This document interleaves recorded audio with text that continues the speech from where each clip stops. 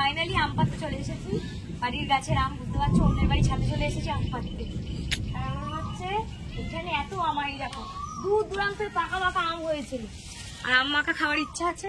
এদিকে মেঘ ডাকছে, এক চোট বৃষ্টি হয়ে গেছে আর এক চোট বৃষ্টি বাকি আছে, তাড়াতাড়ি আমটা পেরে নি।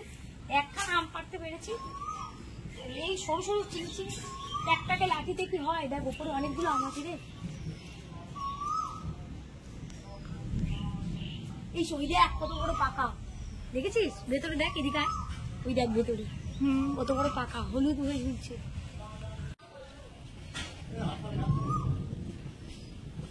কোন দিকে মারবো?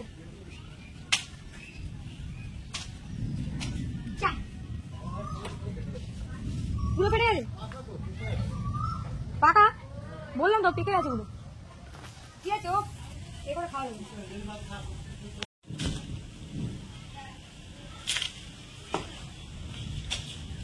বাবা একটাও ক্যাচ ধরতে পারছে না। আম পাড়তে গেলে কি কি করতে হয় সেটা আমার থেকে তোমরা শিখো, তাই নামছি দেখো। আফটার ডেলিভারি 8 মাস পরে আম পাড়তে নেমেছি। এর আগে গাছে উঠেছিলাম, কনসিভ করার আগে আমি গাছে উঠেছিলাম।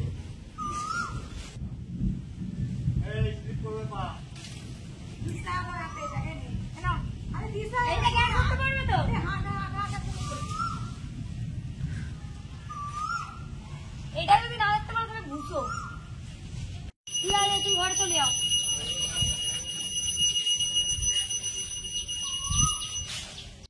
ব্যাগের দ্বারা হচ্ছে না, প্লাস্টিক বাঁধতে হবে। ও না না, এরকম ভাবে আম পাড়ার মজাই আলাদা। তাও বৃষ্টির দিন। বাড়ি হলে বেশি মজা হতো, নিজের বাড়ি তো চুরি করে আম পাড়ার মজা নেই। প্যাকেটটা বাঁধি দেখি, প্যাকেটটা দিয়ে হয় কিনা। দেখ ওপরে মেঘটা দেখা কত মেঘ করেছে।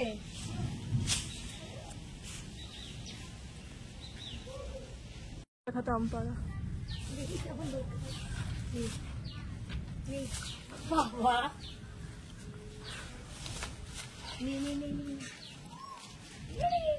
এটা যদি ধরতে না পারিস গায়ে আটা পড়বে বলে।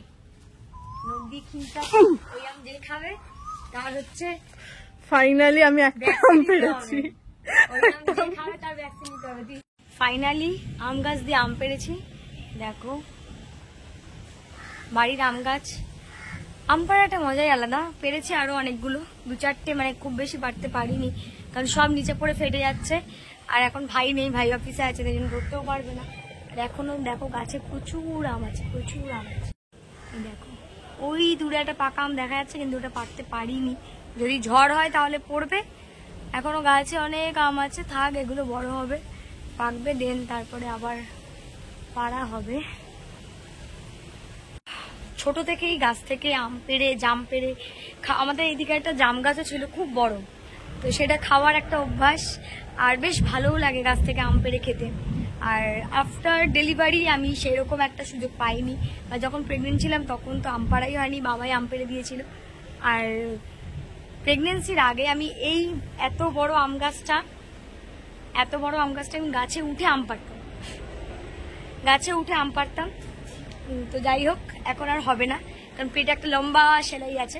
তো সেই সেলাইটা যতক্ষণ না ঠিকঠাক হচ্ছে ততক্ষণ এরকম ভাবে আম পাড়বো, দেখতে পাচ্ছ।